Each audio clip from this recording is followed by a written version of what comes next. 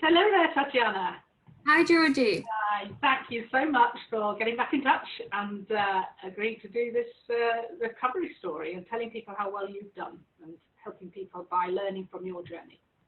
My pleasure. So let's start off with what diagnoses were you given, what sort of pain were you suffering from, and who have you seen to have it treated initially? Well, about 2.5 years, I started feeling pain in my low back. It was mainly left side sacroiliac joint, as I found out later. It just started in the middle of nowhere while I was at work, and the pain just increased within the couple of days. I was really scared, so I went to see a spinal surgeon straight away. He referred me to do MRI scans, which revealed some wear and tear in the left side. The doctor said it should settle down within a week or so. There is nothing I should worry about. And how long before it got to the point where it was so bad that I know you had to give up work, didn't you? So how quickly did that come on? I would say like after 3-4 months, I started working from home. So I basically started just doing all the activities on the floor because I couldn't sit, I couldn't stand, I couldn't walk for a long time. So I was literally on the floor all the time. Right. So then there was another MRI scan to check the hips, the joints there. Also, I've done by that time 2 steroid injections, which didn't help at all. They just increased the pain. Right. It was, each of them was really traumatic experience. Right. Then I went to Ukraine to just get a second opinion from another spinal surgeon. He actually did some tests and also additional scans. And he just confirmed the diagnosis that has been made in the UK. Again, there's nothing major going on. It should settle down within some period of time.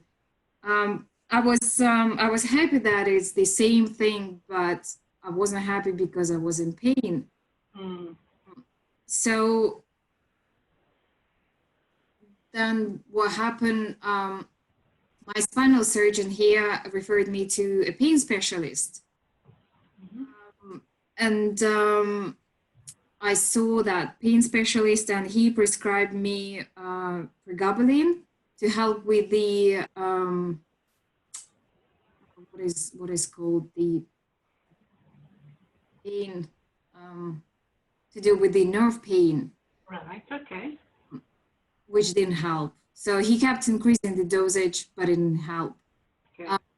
I was also taking codidromol, so more kind of stronger painkillers. They didn't help. I don't know why I was taking them. So basically, nothing helped. Also, at that time, I started doing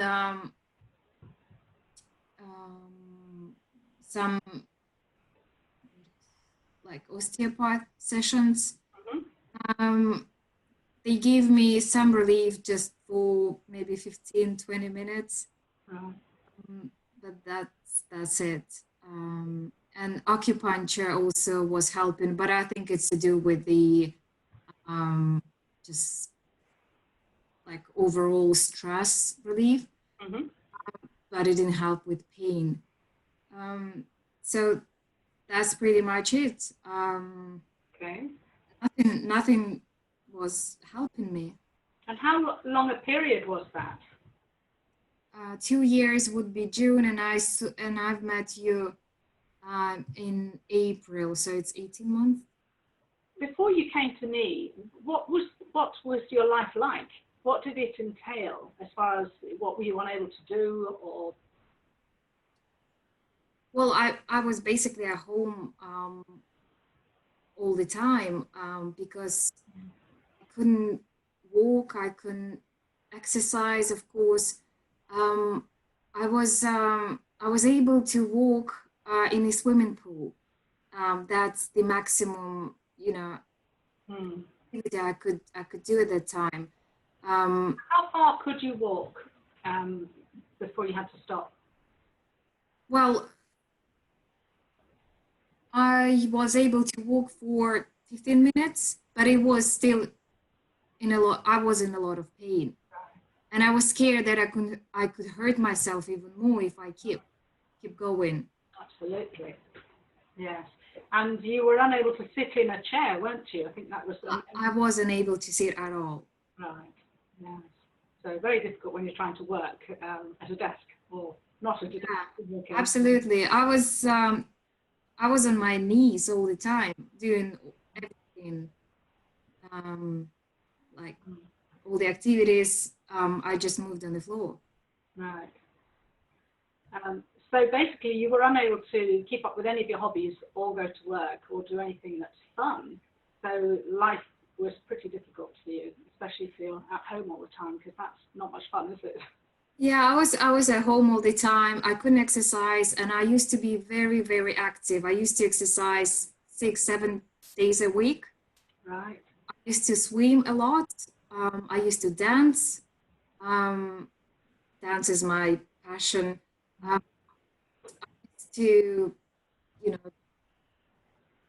go out with friends, and I stopped doing that. There was no social life at all. So what was your mood like then, Tatyana? It was really hard. I don't want to say that, but I think at some point I was almost suicidal. Really?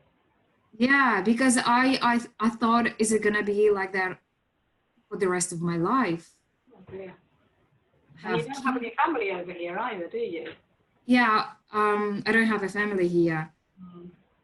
They're all in Ukraine, and not all people understand what they're going through, especially your friends. I was all by myself. It was really tough. Yeah, absolutely. I was crying. It was quite bad. Okay. So I can't remember, how did you come across our work? Well, I remember it was a New Year's Eve, and I was just again alone at home, and I was thinking there must be some answers, and I started just Googling back pain, low back pain, and I found that some people on forums, they were discussing Dr. Sarno, Sarno's works.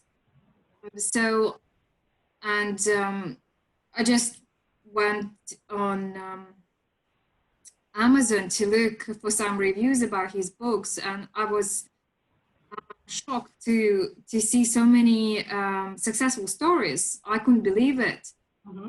I've ordered all his books, and then I contacted a doctor in the US because I wanted to make sure that I have TMS. Because I couldn't find any reference to sacroiliac joints. So I was still hesitant if I do have TMS. And he confirmed my TMS diagnosis and recommended to start journaling.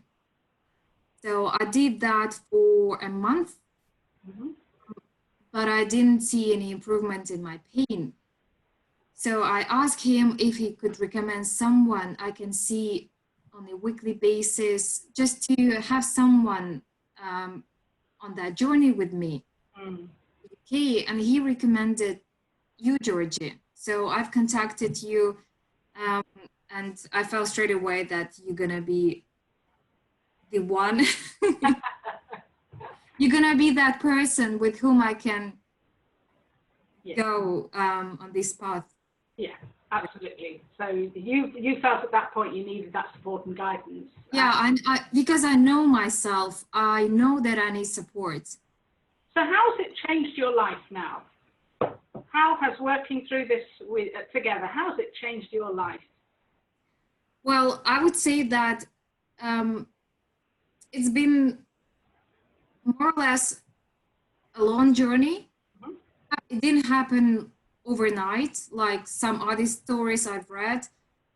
It took me about 5-6 months to be able to do the activity that I used to do before the pain. And it was really hard work to break the pain and fear cycle. So I started flying, traveling.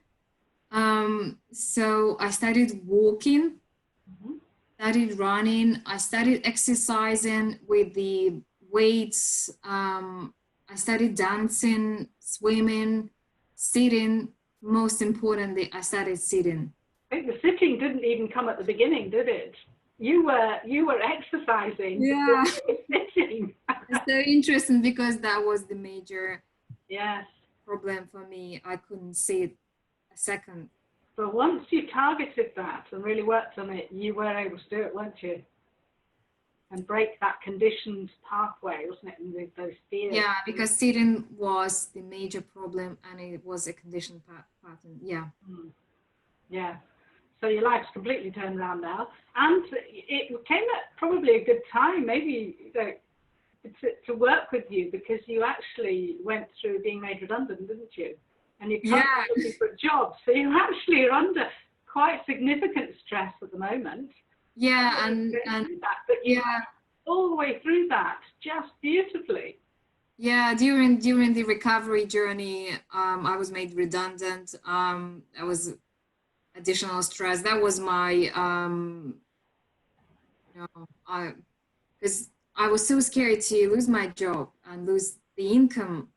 I was so happy I could work from home, but then, it just happened that in the end.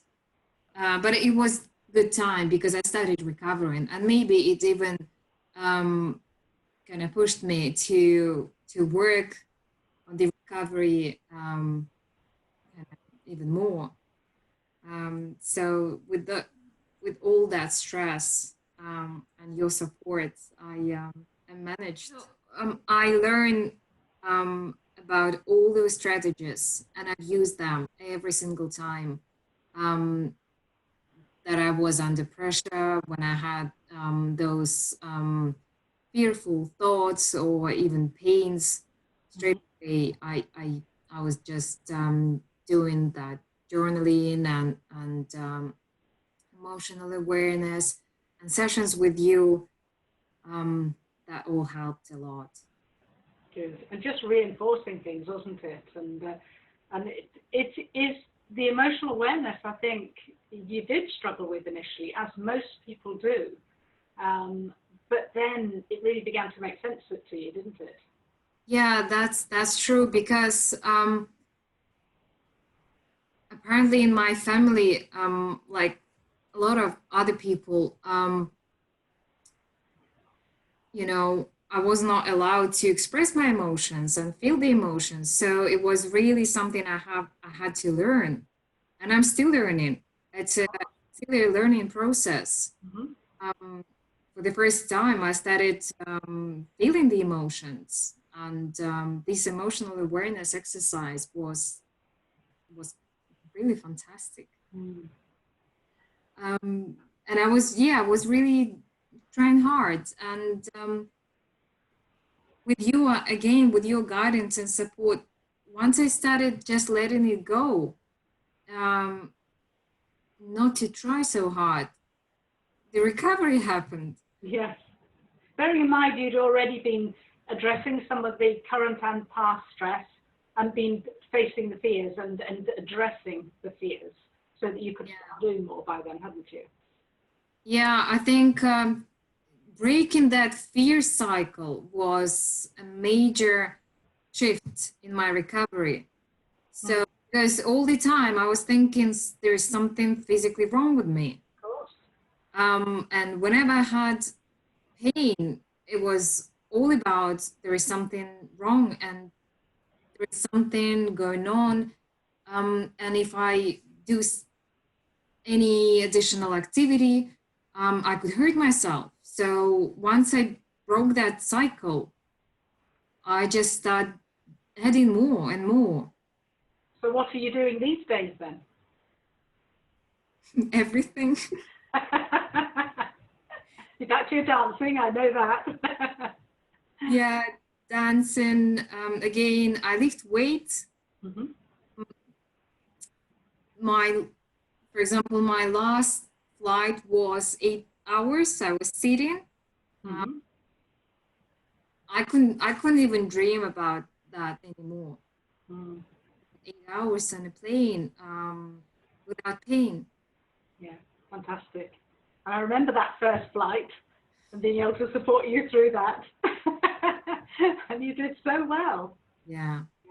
If you were to give some advice to other people starting on this journey, what would be your main 2 or 3 pieces of advice that you'd give them? I would advise to use the strategies that you recommend people going through this recovery process.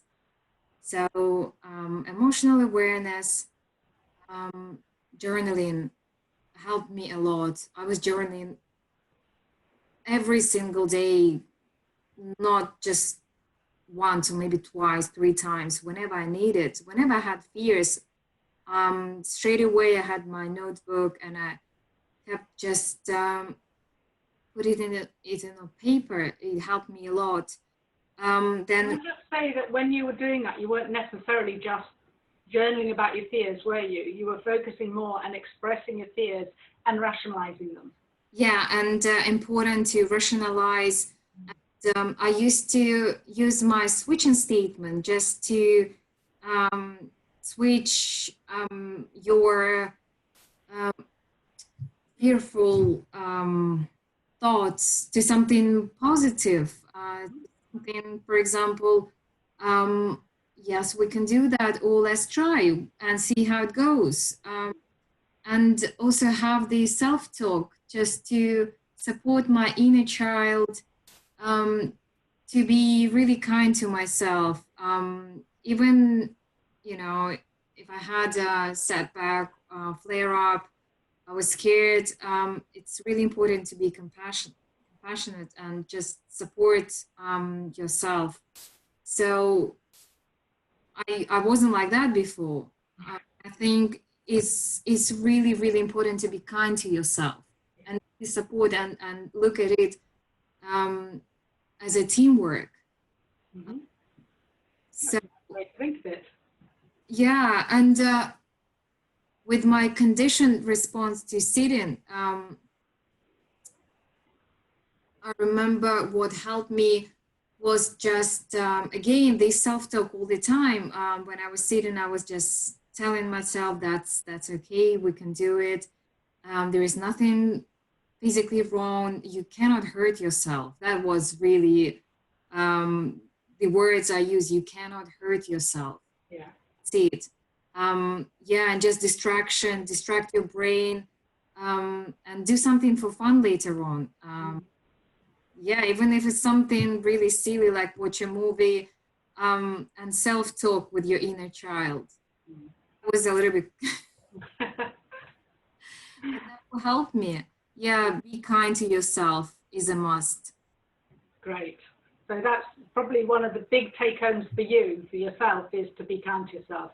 Yeah, and also I used to have like evidence sheet. whenever I accomplished something, even if it was really small, like sitting for 10, 15 minutes, I would put it on my list. And then when I'm scared or when I used to have a bad day, I would just refer to it. And that list was just, getting bigger and bigger. Yeah. And I adding more. And that was just a reassurance that I can do more. Absolutely. Well, congratulations, Tatyana. Well done. And I can sit down. You've been sitting through this whole time. Proof. Honestly, 2 years ago, I thought my life is over. I would never be able to sit down again. Wow. Do all other things, but sitting was. And at your age especially, that's ridiculous, isn't it? To think you'd have your whole life not being able to sit. So, yeah. Fantastic. Yeah. No, you've done really well, Tatyana, so well done. Thank you, Georgie, so much for sharing your story, because it's so helpful, as you know, when you start listening to other people telling their stories and you're at the beginning, it just gives you a bit of hope. And that's another thing that I was doing.